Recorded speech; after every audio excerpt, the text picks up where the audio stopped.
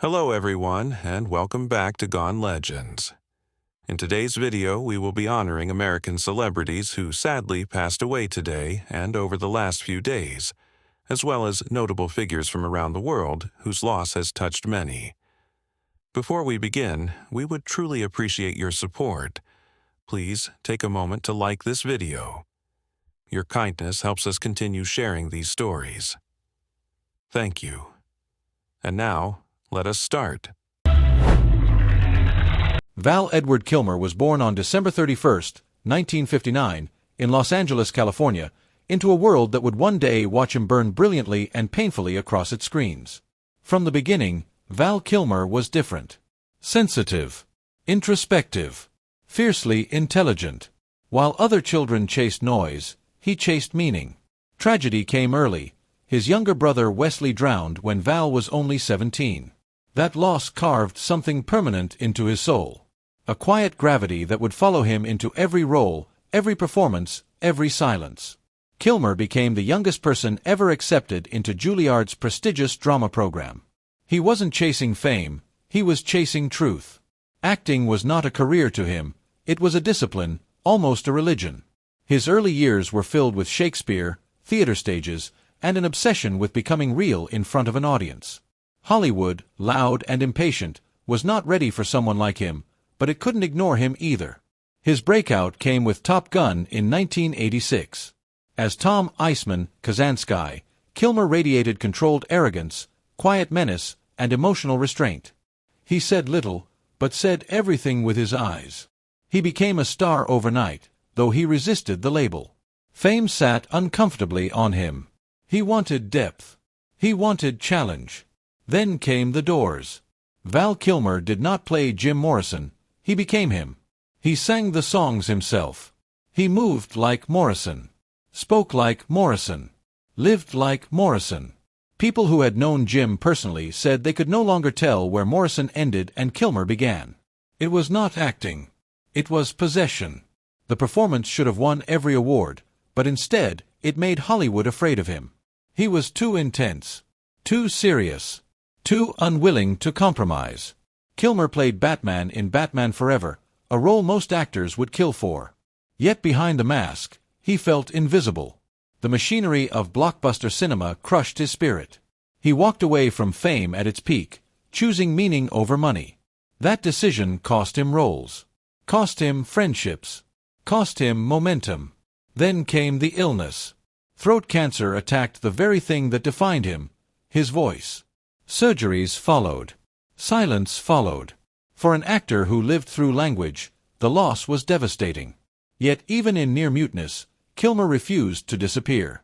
He returned in Top Gun, Maverick, not speaking much, but saying everything. When Iceman appeared on screen, older, frail, dignified, the audience didn't just see a character. They saw Val Kilmer himself, survivor, artist, warrior. Val Kilmer's legacy is not perfection. It is bravery.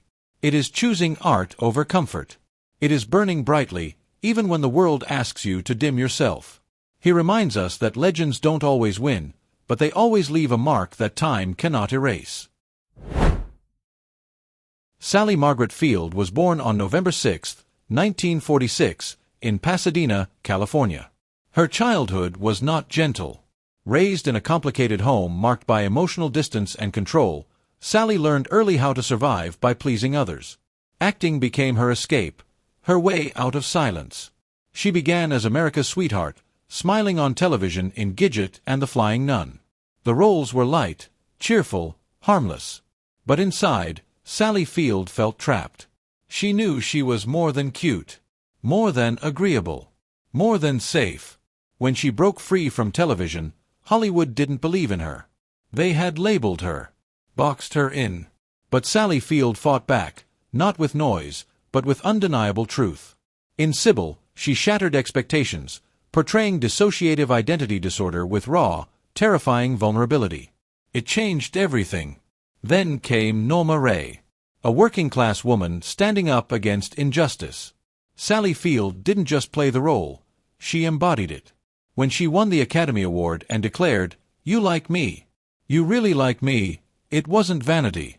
It was disbelief. A woman who had spent her life being underestimated had finally been seen. She would win again for places in the heart. She would devastate audiences in Steel Magnolias. She would redefine motherhood in Forrest Gump. Sally Field became something rare in Hollywood, a woman allowed to age, to evolve, to remain relevant without surrendering her dignity. Her legacy is quiet strength, emotional honesty, the courage to grow beyond the version of yourself the world finds convenient. Sally Field didn't demand respect. She earned it, scene by scene, tear by tear. Eugene Allen Hackman was born on January 30, 1930, in San Bernardino, California. His father abandoned the family with a wave goodbye that would haunt him for life.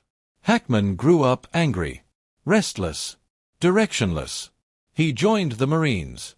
He failed acting school. He was told, repeatedly, that he would never make it. At 30, while others were retiring dreams, Gene Hackman was just beginning. He wasn't handsome by Hollywood standards. He wasn't charming.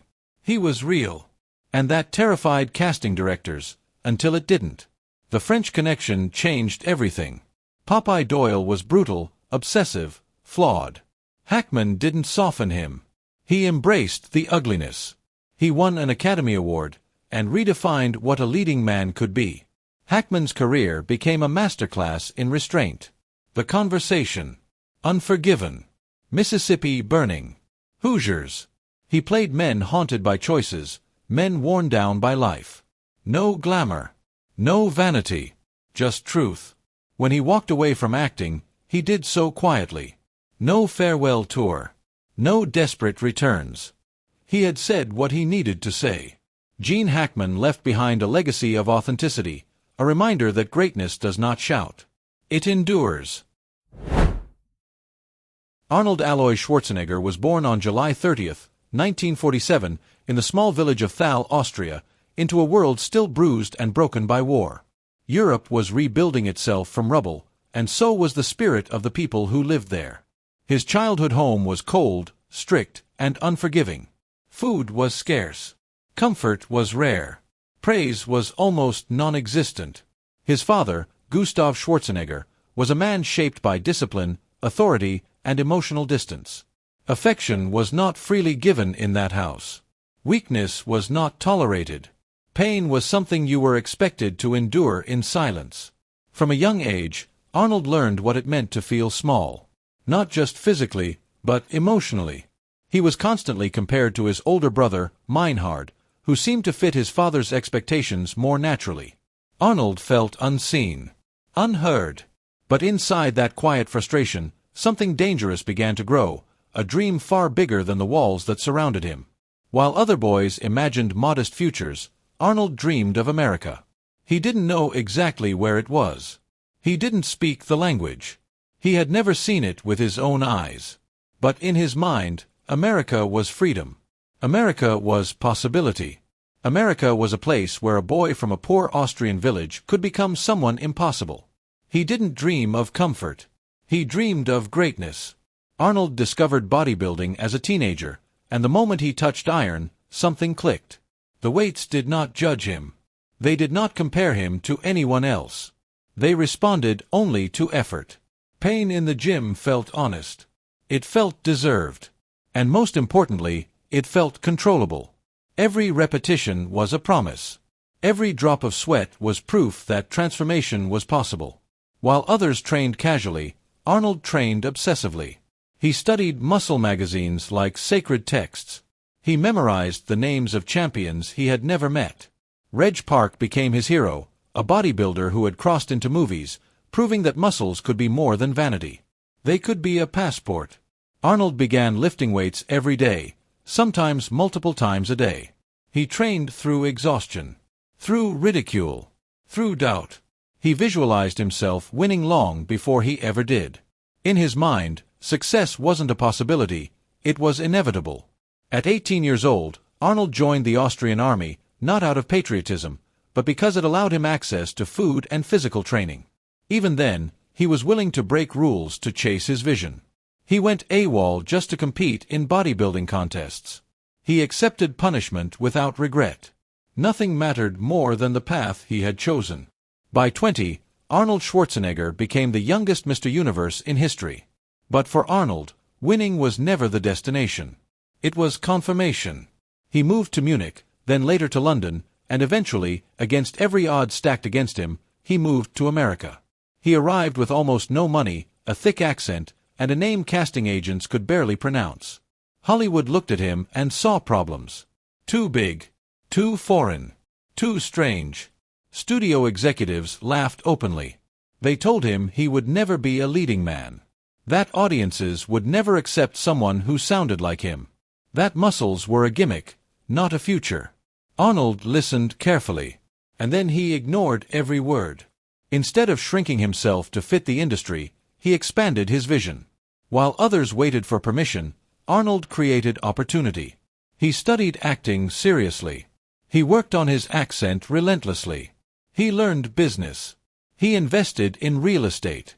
While Hollywood dismissed him, he quietly became a millionaire, not through movies, but through intelligence and discipline. Then bodybuilding crowned him again. And again. And again. 7 times, Arnold Schwarzenegger became Mr. Olympia. 7 times, he proved that dominance was not luck, it was consistency. His body became iconic, but more importantly, his mindset became unbreakable. He did not see obstacles as barriers. He saw them as puzzles. Hollywood eventually came knocking, not because they believed in him, but because they could no longer ignore him. Conan the Barbarian changed everything. The role required very little dialogue, which critics thought would expose Arnold's weakness. Instead, it revealed his greatest strength, presence. Arnold didn't need words. His physicality spoke volumes. His eyes carried weight. His silence commanded attention. Audiences believed him, not because he talked like a hero, but because he looked and moved like one.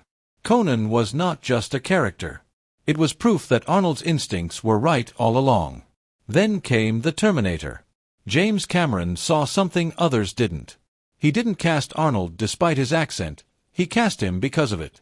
The machine wasn't supposed to sound human. It was supposed to sound foreign, cold, unrelenting. And Arnold Schwarzenegger became immortal with 3 words. I'll be back. At first, the line was laughed at. Arnold wanted to rephrase it. Cameron refused. The line stayed. History was made. The Terminator wasn't just a hit. It was a transformation. Arnold went from curiosity to icon overnight. His limitations became trademarks. His voice became legendary. His physique became symbolic. And Hollywood finally realized they were not watching a novelty, they were witnessing a force. Arnold followed it with Predator, Total Recall, Commando, True Lies, and Terminator 2, Judgment Day, a film that didn't just redefine action cinema, but redefined what a blockbuster could be. He transformed from villain to protector, from machine to father figure, from destroyer to savior. Audiences didn't just watch Arnold Schwarzenegger. They trusted him. He made people believe in strength again. Not cruelty, not dominance, but resilience, persistence, the refusal to stay down. And then, when the world thought he had reached the peak, Arnold changed direction again. He entered politics.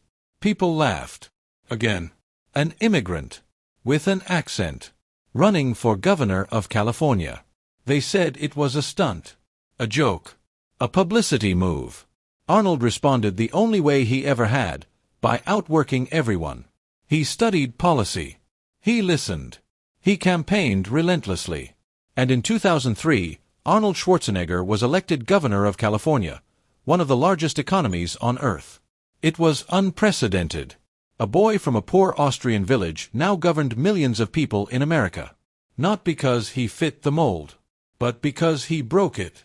His time as governor was complicated, criticized, challenging, human.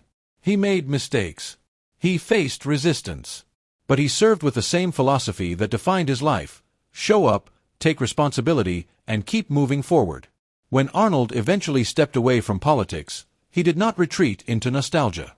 He returned to acting, to fitness, to environmental advocacy, to mentoring young people, to speaking honestly about failure, discipline, and self-belief. Arnold Schwarzenegger's legacy is not just muscles. It is not just movies. It is not just power. It is the radical belief that your origin does not define your destination. That your accent does not disqualify you. That ridicule is not a verdict. Arnold is proof that vision can overpower circumstance. That discipline can outlast doubt. That reinvention is not something you do once, it is something you commit to for life. He did not wait to be accepted. He became undeniable. And that is why Arnold Alois Schwarzenegger is not just a star. He is a legend.